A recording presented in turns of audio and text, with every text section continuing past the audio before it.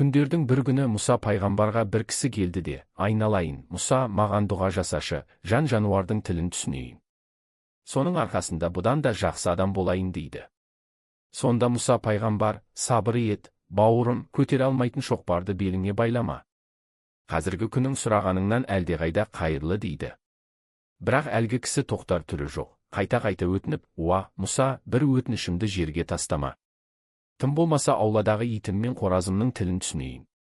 Мұса пайғамбар бұл адам райынан қайтар деп қанша тырысса да, әлгі кісі қайтпады. Ақыры қолын жайып дұға етеді. Ана адам риза болғаны соншалық, жүзі бал-бұл жанып үйіне келеді. Ертеңінде үйдің қызметшісі дастархан жайып жатып, бір түйір етті жерге түсіріп алады. Сол сәтте құрт аңдып жүрген қораз жүгіріп келіп, түйір етті іліп әкетеді. Оны байқаған ит, қораз, осы әрекетің дұрыс па? Сен бидайда, арпада жей аласың. Керек болса жүгеріні де қылқытасың, маған да бір нәрсе қалдырсаңшы дейді.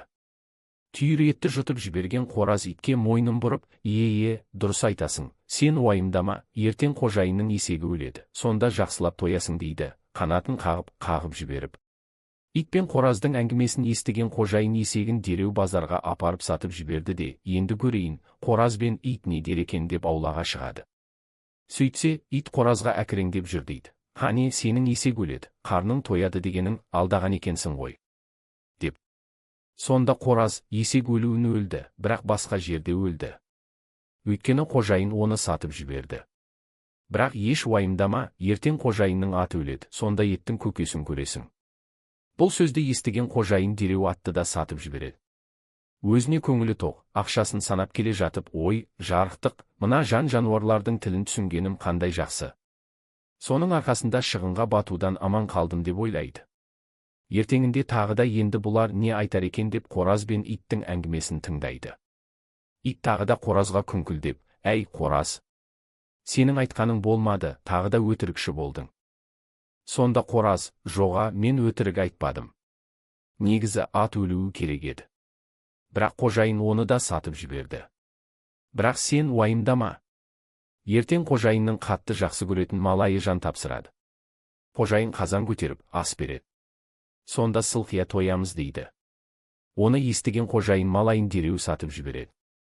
Қайтып келе жатып, мына хайуандардың тілін түсінгенім қандай жақсы болды. Соның арқасында талай шығыннан құтылдым деп марқаяды.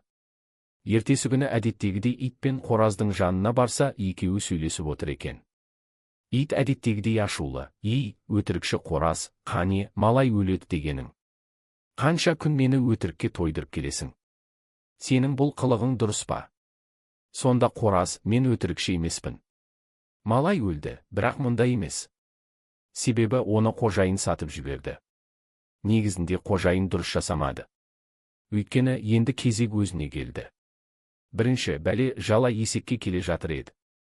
Есек осы үйде өлсе, бәле жаланың бәрі сонымен кетер еді. Бірақ есек сатылған соң, бәле бағыты атқа бұрылды. Ат кеткен соң кезек малайға бағытталды. Келе жатқан бәле жала тоқтасын ба, малайды сатқан соң енді қожайынның өзіне тіке келе жатыр. Ертең қожайын өледі, сол кезде жақсылап тоямыз дейді. Мұны естіген қожайын көз жасын көлдетеді. Басын тауға, тасқа соғып, өкініштен өзегі өртенеді. Бірақ бәрі кеш еді.